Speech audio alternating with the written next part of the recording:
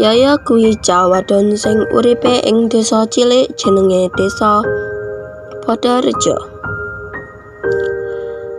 Senajan uripe prasaja, Yaya duwe cita-cita gedhe yaiku kepengin dadi guru. Wiwit cilik, Yaya seneng banget maca buku lan ngobrak-ngabrik isine. Dina iku, Yaya lagi lungguh dhewekan ing lincah ngarep omah, nyekel buku tulis sing wis lecek. Dheweke nyawang buku-buku pelajarane sing kertase wis padha kuning. Bapake Yaya mung buruh tani, dadi kanggo tuku buku utawa alat sekolah anyar rada angel. "Ya, kok kowe meneng wae?" Ibu Yaya Bu Sarinem teka karo nggawa teh anget. "Mboten napa-napa, Bu. Niki lho buku kula sampun badhe telas, pensile nggih kari cekak. Nanging niki lho benjing kula ana ulangan matematika kudu sinau tenanan." Wangsule Yaya karo mesem. Bu Sarinem ngelus-ngelus rambute Yaya.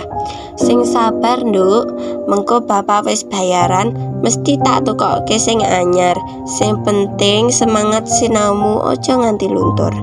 Yaya mantuk. Dheweke pancen bocah sing ora gampang nyerah. Angel ora dadi alangan, nanging dadi pecut. Yaya ngerti, mung pendidikan sing iso ngangkat derajate keluargane. Esuke, Yaya mangkat sekolah nganggo sepatu sing wis rada suwek ning pucuk.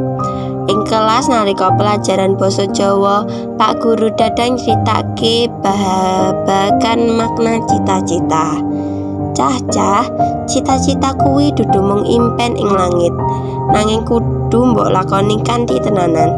Kayata Yaya, aku ngerti kahananmu, nanging biji-bijimu tetep paling apik. Kuwi bukti nek tekun lang sregep sinau kuwi kunci." Kandhane Pak Dadang karo nglirik Yaya. Yaya mung ndungkluk rada isin nanging uga bangga.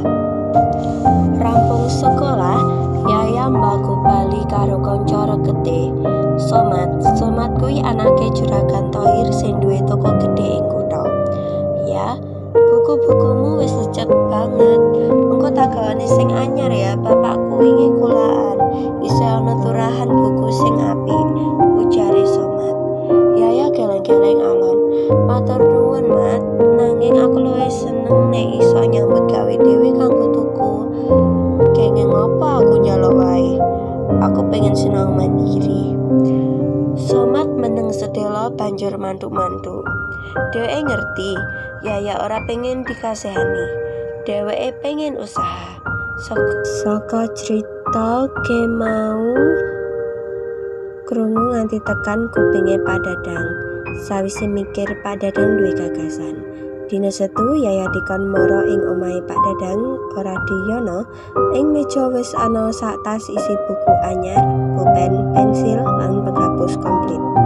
"Yaya, iki dudu paweweh, nanging iki hadiah beasiswa saka sekolah kanggo siswa sing paling sregep lan duwe semangat gedhe kaya kowe. Sekolah duwe dana cilik kanggo bocah-bocah sing tenanan pengin sinau," jelase Pak Dadang karo mesem. "Saiki gunana iki kanggo sinau sing luwih apik maneh. Aja lali, pendidikan kuwi winih lan semangatmu kuwi banyu sing nyirami." Mripate Yaya nganti ngembeng luh. Dheweke ora bisa ngomong, mung iso ndingkluk lan matur nuwun. Dheweke ora nyangka kasregepan lan ketekunane anggone sinau wis nggawa berkah sing ora diyono-yono. Wiwit dina iku, saben Yaya nyekel pulpen anyar kuwi, semangate dadi ketikal-tikal.